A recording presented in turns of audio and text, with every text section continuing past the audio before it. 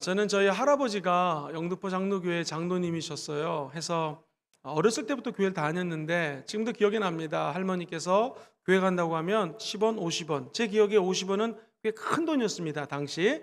그래서 헌금을 가지고 예배 드리고 왔던 기억이 있어요. 그런데 나중에 제가 이제 대학교에 와서 정말 은혜를 받고 born again 크리스찬이 되었습니다. 거듭난 예수 믿는 이제 청년이 되었는데, 그때 제가 예수 믿고 하나님께 감격 속에서만 이제 기도를 할 때에 제 머릿속에 딱 스쳐가는 장면이 있었어요. 그것은 초등학교 들어가기 전에 유치부 정도 됐을 것입니다. 아마 유치부보다 더 어렸었던 것 같아요. 제가 아장아장 걸어 다녔던 것 같기도 하고, 어쨌든 제 머릿속에 기억이 뚜렷이 나는 것이, 지금은 이렇게 뭐 빔 프로젝트라든가 뭐 옛날에 어버헤드 프로젝트 이런 것들이 있었지만, 그때는 이제 선생님들이 다 기억하시죠? 손으로 써가지고 넘기고 차트로 이제 했던 시대입니다. 그때 선생님께서 차트로 넘기시다가 십자가를 그리시고 막 십자가에 대해서 설명을 하고, 이 피가 너희들의 죄를 용서했어요. 그러면서 그 유치원 아이들 가리키는 특유의 멘트 있잖아요. 사랑하는 어린이 여러분, 뭐 이런 거 있잖아요. 예수님의 피가 그래서 형근이 너의 죄를 용서해 줬어요. 뭐 이런 멘트들이 생각이 나면서, 그게 3살인지 4살인지 모르겠어요. 아주 어렸을 때입니다. 그러면서 그 피가 이제 청년이 된 상태에서 대학생 때 다시 리마인드가 되면서 회개하고 정말 예수님을 인격적으로 영접했던 그런 기억이 있습니다. 그래서 여기 계신 교사분들이 영유아부 교사도 계시고 유치부 교사도 계시잖아요. 도대체 내가 이 아이들에게 가르치는 것이 나중에 어떤 역할을 할 것인가 아무도 모릅니다. 지금 내가 하는 거룩한 예수 십자가에 대한 증거와 사랑과 관심이 이 아이가 커서 예수를 믿게 하는데 결정적인 역할을 할 수 있다는 것이에요. 박정희 대통령 교회 다녔던 사람입니다. 그런데 교회 왔을 때에 박정희라고 하는 이름이 교회에 적혀져 있는데 10살 무렵에 교회 갔을 때 선생님이 불러서 야단쳤답니다. 야, 교회는 이렇게 더러운 옷 입고 오면 안 된다고, 깨끗한 거 입고 오라고. 물론 선생님 마음은 이해가 됩니다. 교회는 최대한 깨끗하게 입고 와야 되는데 얘가 뭐 알겠습니까? 엄마 아빠도 교회를 안 다니고 해서 그냥 친구 따라 옷을 더럽게 입고 왔더니 엄청 야단 맞고 그다음부터 교회를 안 나갔다고 합니다. 사랑하는 성도님들, 교사가 우리 아이들을 어떻게 대하느냐에 따라서 이 아이가 나중에 커서 예수를 영접할 수도 있고 또 예수 믿는 사람들에 대한 안 좋은 생각을 가질 수도 있습니다. 그렇다면 우리가 생각할 때가 어떤 생각이 드냐면, 도대체 내가 어떤 교사를 본받아야 되는가? 물론 우리 사랑하는 교육위원장님, 또 우리 부장 장로님들, 우리 권사님, 안수쌤 다 훌륭하죠. 근데 우리가 따라야 될 진짜 모범은 누구냐면 예수 그리스도십니다. 그러니까 내가 진정한 교사로 살기 위해서는 예수님 따라가는 길 따라가면 됩니다. 오늘 요한복음 14장 13절 이하를 한번 띄워봐 주세요. 이게 우리가 잘 아는 제자들을 예수님께서 허리에다가 수건을 동여매고 제자들의 발을 닦여주는 장면입니다. 그럼 요한복음 13장 13절에 예수님의 멘트를 한번 들어보십시오. 너희가 나를 선생이라 또는 주라 하니 너희 말이 옳도다. 내가 그러하다. 14절 같이 읽어볼까요? 시작. 내가 주와 또는 선생이 되어 너의 발을 씻었으니 너희도 서로 발을 씻겨주는 것이 옳다. 내가 선생이 되어 내가 너희에게 행한 것 같이 너희도 행하게 하려 내가 뭘 보였어요? 본을 보였다. 내가 선생이다. 그러니까 너희들이 나를 따르면 진정한 선생으로서 살아갈 수 있다는 것입니다. 오늘 이것은 사실 신학교에서 하는 강의인데 제가 아주 쉽게 3가지를 한번 뽑아내겠습니다. 우리 참된 본이 예수님이라면 예수는 왜 교사가 되고 선생님이 될까? 첫 번째 성경 말씀에 언급이 되어 있어요. 그래서 한번 같이 대표적인 구절 몇 가지만 읽어볼게요. 마태복음 8장 19절 읽어봐요. 시작. 한 서기관이 나와 예수께 아뢰되 선생님이요 어디로 가시든지 저는 따르. 여기 뭐라고 그랬어요?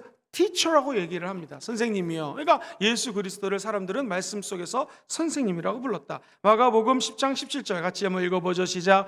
예수께서 길에 나아가실새 한 사람이 달려와서 꿇어앉아 묻되 선한 선생님이요. 이건 굉장한 존경의 표시입니다. 성경에서 선한이라는 앞에 형용사는 아주 존경한다라는 거예요. 선한 선생님이요 내가 무엇을 하여야 뭘 얻어요? 영생을 얻겠습니까? 라는 장면이죠. 누가복음 17장 13절도 한번 읽어보겠습니다. 시작. 소리를 높여 이르되 예수 선생님이여 우리를 불쌍히 여기소서. 여기 보면은 예수 선생님이여. 요한복음 3장 2절도 이렇게 얘기를 합니다. 그가 밤에 예수께 나와 이르되 랍비여 우리가 당신은 하나님부터 오신 뭔 줄 알았어요? 선생님인 줄 알았습니다. 당시 예수님을 찾아온 니고데모는 존경하는 랍비였습니다. 자기가 선생님인데 예수를 선생님이라고 합니다. 조금만 읽었던 말씀 13절도 너희들 나를 선생이라 하니 내가 너희들의 주요 선생님이다. 중요한 것은 성경에서 언급하는 선생님은 무엇인가? 따라해볼까요? 본을 보여주심. 사랑하는 순봉 음정교회 우리 교사 성도님들, 선생님들 그리고 성도님들, 우리 교회 비전 3가지가 뭔지 압니까? 엘리베이터 옆에 5가지 P가 붙어져 있죠. 5가지 P는 외우세요. 작년에 맨날 우리가 했던 presence, 하나님의 임재였어요. 올해는 people, 사람을 양육하는 것이었죠. 내년에 무엇입니까? 따라해볼까요? power, 성령의 권능 받는 한 해입니다. 그래서 우리 교회 학교도 영유아부터 우리 중고등부, 중등부, 고등부 이제 나눠 예배 드릴 텐데요. 대학 청년부 모든 교회 학교가 성령의 권능으로 하나의 주제로 나가야 됩니다. 그렇죠? 원 메시지예요. 성령의 능력 받는 한 해가 되게 될 줄 믿습니다. 그리고 그 다음에는 무엇입니까? purpose, 하나님의 목적이 우리 교회를 향한, 개인을 향한, 교사를 향한 목적이 무엇인가를 추구하고요. 그 다음 한 해는 우리가 잘 아는 plan, 다시 한번 멈춰서서 계획을 잡고 다시 성령의 임재를 꿈꾸며 나아갑니다. 그런데 자세히 보면 이 5가지 P 가운데에 3가지 우리 교회의 비전이 있어요. 한번 따라해볼까요? 예배가 제일 중요합니다. 아이들이 안 보는 것 같지만 우리 선생님들이 어떻게 예배 드리고 있는지를 예의주시해서 보고 있습니다. 예배. 아니, 애들이 안 보더라도 하나님이 우리를 보고 계십니다. 그래서 가장 중요한 것은 예배입니다. 2번째 비전 한번 따라해볼까요? 이웃. 아까 우리가 주회정 회의할 때도 3시부터 회의를 했는데 앞으로 10년 뒤, 20년 뒤 교회는요, 로컬 처치잖아요. 이 지역의 남산동, 청량동, 구서동, 우리 금정구, 외면하고는 이 로컬 처치가 존재하기 어렵습니다. 지역교회는 지역을 섬기라고 주셨기 때문에 이 지역, 이웃을 섬기는 일을 교회가 해야 됩니다. 물론 우리 교회는 특수한 것이 해운대에서도 오시고 마린 로컬 처치지 실제로는 부산, 경상도를 다 커버하는 교회입니다. 그러니 더 이웃을 섬길 그릇이 커져야 된다는 것이죠. 근데 3번째 우리 교회 비전이 뭐냐면 따라해 보실까요? 삶입니다. 시작. 삶. 이 삶이라고 하는 것은 예수 그리스도가 헐에다가 수건을 동여매고 제자들의 발을 씻겨준 모범이 있었잖아요. 그 모범을 따라가야 된다는 것이죠. 즉 내가 예수를 닮아가는 일련의 과정을 아이들에게 보여주는 것, 이것이 진정한 선생이요 교사인 줄 믿습니다. 이렇게 말하는 저 자신도 사실은 부끄럽습니다. 우리는 모두 다 연약하기 때문에 부족하고 죄를 짓죠. 그러나 진정한 교사는 무엇인가? 끝까지 예수 그리스도를 닮으려고 애를 쓰는 것입니다. 실제로 여의도 순복음교회에서 있었던 일입니다. 한 선생님이 교사는 되었지만 담배를 못 끊었대요. 그래서 합정역 2번 출구에서 그 당시도 무의식적으로 담배를 딱 피려고 하는데 그분이 교사였거든요. 저 앞에서 자기가 하필이면 가르치는 아이들이 나타나는 거예요.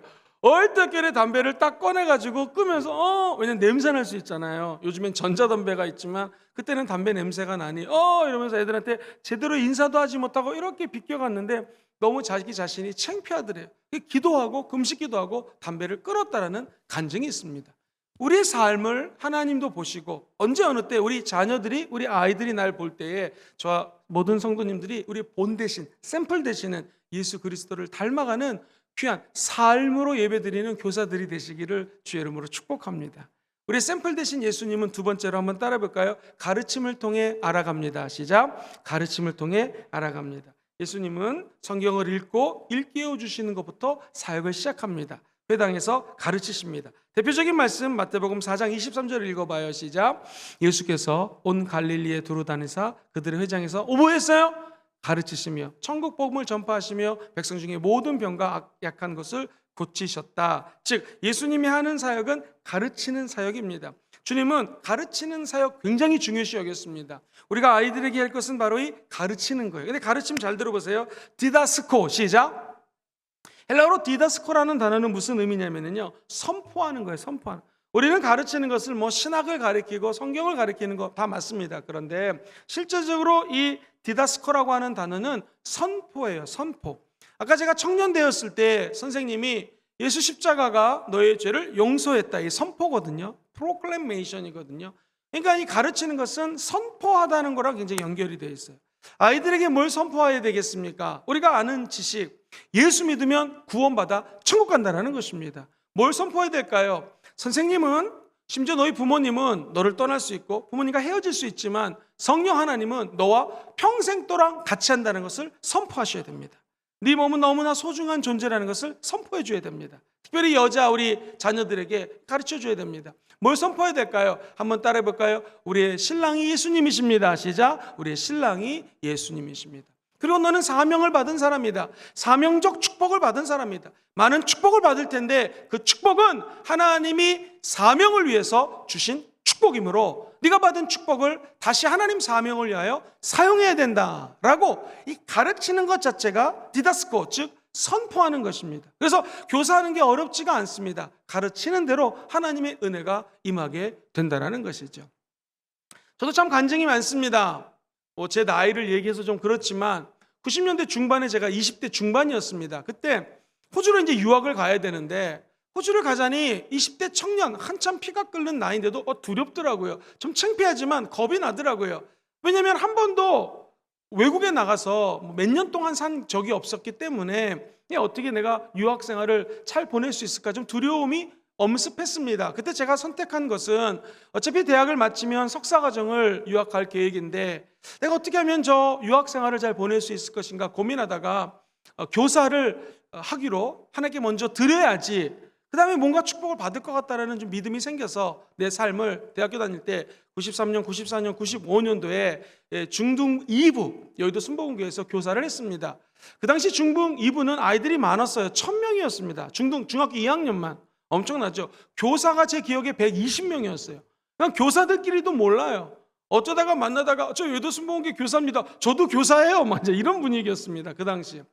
어쨌든 이제 그 중에서 제가 맡았던 한 아이들이 있는데 12명 아이들을 맡았습니다.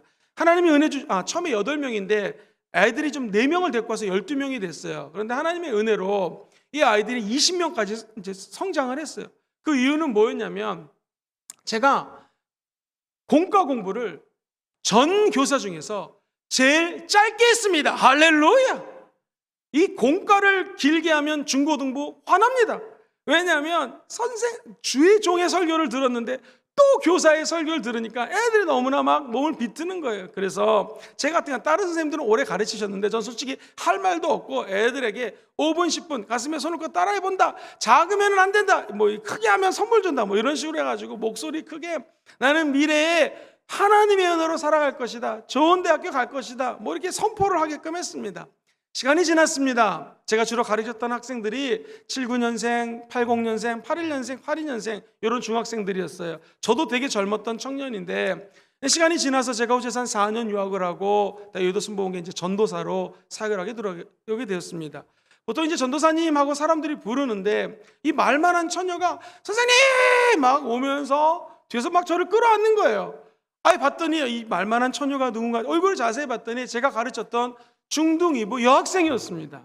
그래서 제가 이제 얘기를 길거리에서 그 자매를 하게 됐습니다. 지금도 기억이 나요. 선생님 그때 애들이 선생님을 되게 좋아했대요. 왜? 공과가 짧아서. 두 번째, 끝나면 떡볶이. 저도 대학생이었기 때문에 돈이 없었거든요. 떡볶이를 그렇게 사줬대요, 제가. 그래서 떡볶이 먹었던 거. 얘기를 이제 쭉 됐습니다. 그때 같이 공부했던 친구들은 어떻게 됐냐. 그랬더니 이제 본인은 홍대 경영학과를 들어갔고, 그 중에서 이제 어떤 학생들은 어떻게 되고. 그런데 신기한 것은 그때 선생님하고 막 입술 높여서 선포했던 그대로 4년이 지났는데 4년 뒤에 그대로 이루어지더라. 라는 것이. 야, 이 무섭구나. 저는 주의 정도 아니었고요. 그냥 대학생이었습니다. 그런데 공과를 길게 한다고 지금 저도 설교를 좀 길어지는데 설교 길게 한다고 아이들이 변하는 거 아니에요. 교사가 변하는 거 아닙니다. 한번 따라해 볼까요? 입술의 선포. 너무 중요합니다. 그래서 우리가 아이들을 가르칠 때 어떤 성경적인 지식 중요합니다. 근데 어릴 때부터 우리 순복음의 또 이 신앙은 입술로 선포하는 거 가르치셔야 됩니다. 이게 바로 디다스코, 티칭이에요. 가르치는 거예요. 예수님도 우리를 향하여 선포하셨습니다. 그렇다면 우리 모범이 되시는 예수를 닮아 늘 입술로 선포하시고 우리 아이들을 축복하는 순복음 금종교 교사들 되시기를 주의 이름으로 축원드립니다. 마지막 세 번째는요. 한번 따라해 볼까요? 제자 훈련. 예수님이 교사가 되는 것은 제자 훈련을 통해서 알 수 있습니다. 이 제자 훈련은 원래 배우는 사람 이런 뜻이죠. 참 재밌는 것은요. 이 제자라는 말이 마테데스라는 단어에서 나왔는데 이 마드라는 어근이에요. 어근. 마드라는 어근인데 이 마드라는 단어에서 우리가 그렇게 학교 다닐 때 싫어했던 하지육 선생님, 이용혜 선생님 빼고 다 싫어하는 과목 무엇입니까? 수학, 매스매틱이라고 하죠. 이 매스매틱이라는 단어가 이 마드에서 나왔습니다. 그러니까 제자는요, 수학하고 굉장히 연결되어 있어요. 자, 사랑하는 성도님들, 수학은 무엇입니까? 산수는 수학은 답이 하나예요. 진짜 제자 되는 건 뭐예요? 길이 하나예요. 예수 닮는 게 진짜 제자라는 것입니다. 우리 사랑하는 성도님들, 수학 문제는 반드시 해답이 있습니다. 그것도 하나마저 정확한 해답이어야 된다는 것이죠. 수학 문제 풀 듯이 철저하게 제자로 사는 것, 이게 한번 따라해 보세요. 훈련된 사람, 예수 따라가는 사람, 제자예요, 제자. 우리가 우리 자녀들을 제자로 양육한다는 것은 여기에 계신 선생님들, 우리 교육자들이 먼저 하나님의 자녀가 될 뿐만 아니라 제자가 돼야 돼요. 제자는 정답을 갖고 있는 사람이에요. 그 정답이 누구예요? 예수 그리스도라는 것. 옳은 길로 인도하는 그런 하나님의 제자, 예수의 제자들이 저와 우리 먼저 다 되시기를 주의 이름으로 축원드립니다. 예수님 3년 반 동안 무슨 일에 가장 올인하셨을까요? 제자 양육한 것이었습니다. 제자 어떻게 양육했습니까? 함께 먹고 자고, 즉 삶으로 양육했습니다. 그러자 그 많은 제자들이 예수와 뒹굴며 먹고 자고 삶으로 배웠던 것을 결국에는 예수 죽음, 예수 부활, 예수 승천, 저 보좌 우편에 앉아 계신 예수님의 뒤를 이어서 초대교회를 일구게 되었고, 오늘날 2000년이 지나 순복음 금정교회 이렇게 많은 교사들이 모여 사역하는 거 아니겠습니까? 그렇다면 저는 믿습니다. 2030 비전이 다 주 안에서 이루어질 것입니다. 특별히 우리 교회학교 자녀들이 앞으로 우리 정치, 경제, 문화, 사회의 모든 분야의 리더들이 될 줄 확신합니다. 누굴 통하여? 여기 계신 예수 제자들, 즉 여기 계신 교사 선생님들을 통하여 이루어지게 될 것입니다.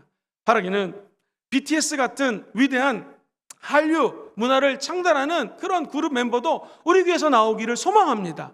실제로 BTS 멤버 중에 하나는 요 앞에 남산고등학교 나온 거 아세요? 저만 압니까? 맞죠? 남산고등학교 나온 친구 하나가 있다고 합니다. 어쨌든 우리가 꼭 BTS가 아니더라도 우리나라의 전 세계의 리더십을 배출하는 교회가 될 것입니다. 여기 계신 귀한 교사들이 한국 교회뿐만 아니라 전 세계의 모든 분야의 리더십을 창출하는 근원이 되시고 하나님 은혜 받는 교사들이 되셔서 우리 자녀들을 잘 양육하는 은총이 있기를 주의 이름으로 축원드립니다. 그러면 우리의 사명은 다 완료된 거예요.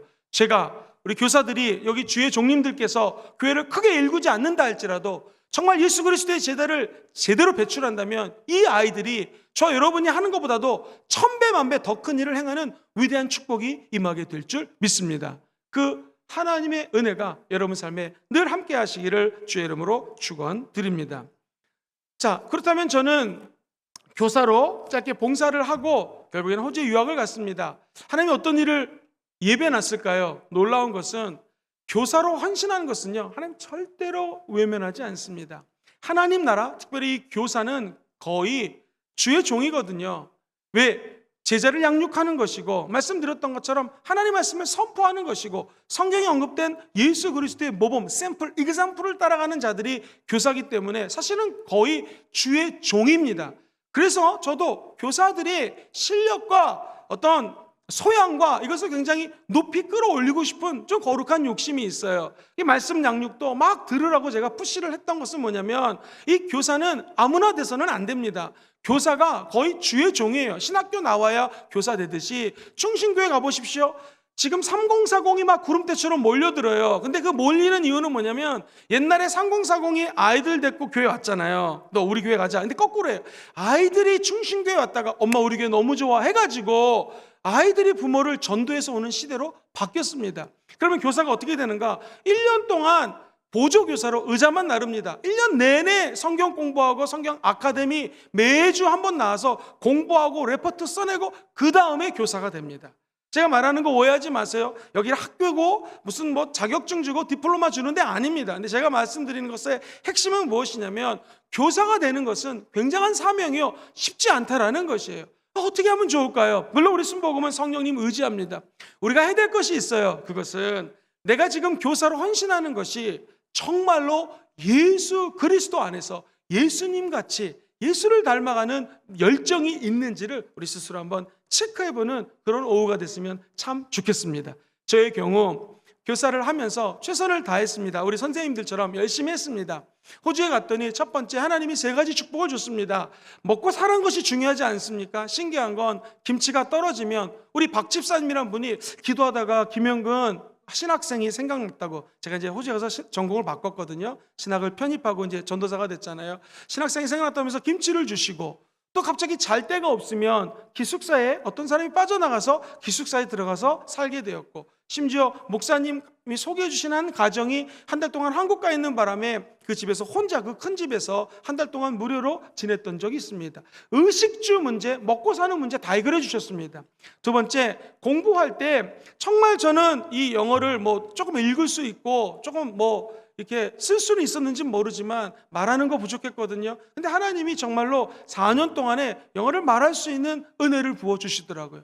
공부와 삶과 학위 모든 것들을 다 책임져 주셨던 것은, 제가 여의도 순복음교회에서 중학교 2학년 아이들 교사하면서 헌신했던 것을 하나도 주님 다 버리지 않으시고 응답을 해주셨다라는 것입니다. 기왕 우리가 목사로 교사로 함께 한다라면 지금 열심히 잘하시는 거 너무나 감사합니다.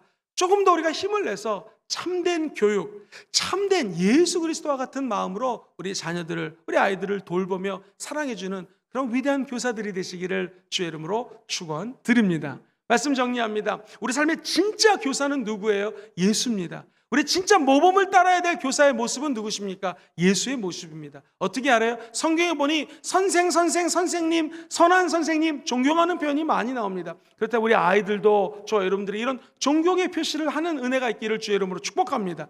두 번째, 말씀 가르치는 건데, 이 말씀은 또 주의 종들이 가르치잖아요. 그러니까 우리 선생님들은 아이들을 향하여 칭찬하기, 시작! 선포하기, 아이들의 미래를 축복하고 칭찬하고 선포하는 일을 우리 선생님들이 해주셔야 됩니다. 세 번째 한번 따라해볼까요? 제자훈련.